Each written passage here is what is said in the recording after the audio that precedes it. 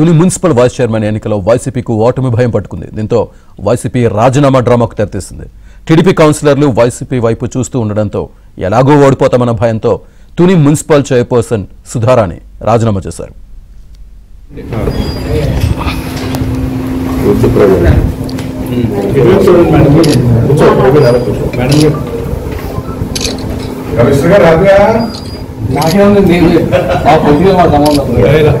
Madam గారు ఏంటి విషయం అదేంటి మీ చైర్పర్సన్ రెసిగ్నేషన్ కౌన్సిల్ గా కొనసాగి చెప్పండి madam.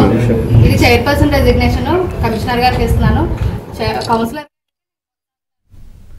Tuni municipal vice chairman ఎన్నికలో వైసీపీకి ఓటమి భయం పట్టుకుంది. దీంతో వైసీపీ రాజీనామా డ్రామాకు తెరతీసింది. టీడీపీ కౌన్సిలర్లు వైసీపీ వైపు చూస్తూ ఉండడంతో ఎలాగూ ఓడిపోతామన్న భయంతో తుని మున్సిపల్ చైర్పర్సన్ సుధారాణి రాజీనామా చేశారు.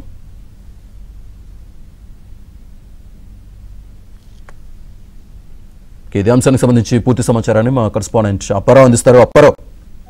శ్రీనివాస్, తుని మున్సిపల్ చైర్మన్ సుధారాణి కాసేపటి కింద రాజీనామా చేశారు.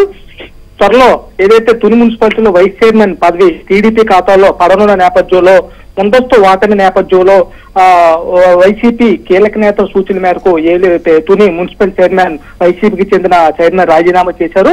అయితే తుని మున్సిపాలిటీ సంబంధించి వైస్ చైర్మన్ ఎన్నిక ఇప్పటికే 4 సార్లు వాయిదా పడింది.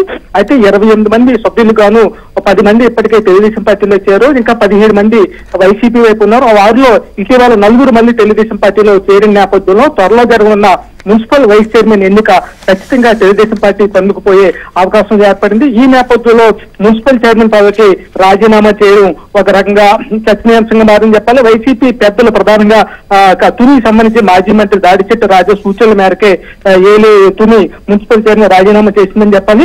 మరోపక్క ఆగస్టులో కూడా చైర్మన్ పదవికి అవిశ్వాస తీర్మానం పెట్టే అవకాశం ఉన్న నేపథ్యంలో ముందుగానే వాటిని ఒప్పుకొని రాజీనామా చేసిందని చెప్పొచ్చు. Srinivas. Right Apparao, thank you. అదేంటి మీ చైర్మన్ ఇది చైర్పర్సన్ రెసిగ్నేషన్ కౌన్సిల్ గా కొనసాగి చెప్పండి మేడం. ఇది చైర్పర్సన్ రెసిగ్నేషన్ కమిషనర్ గారికి ఇస్తున్నాను. కౌన్సిలర్ గా అయితే నేను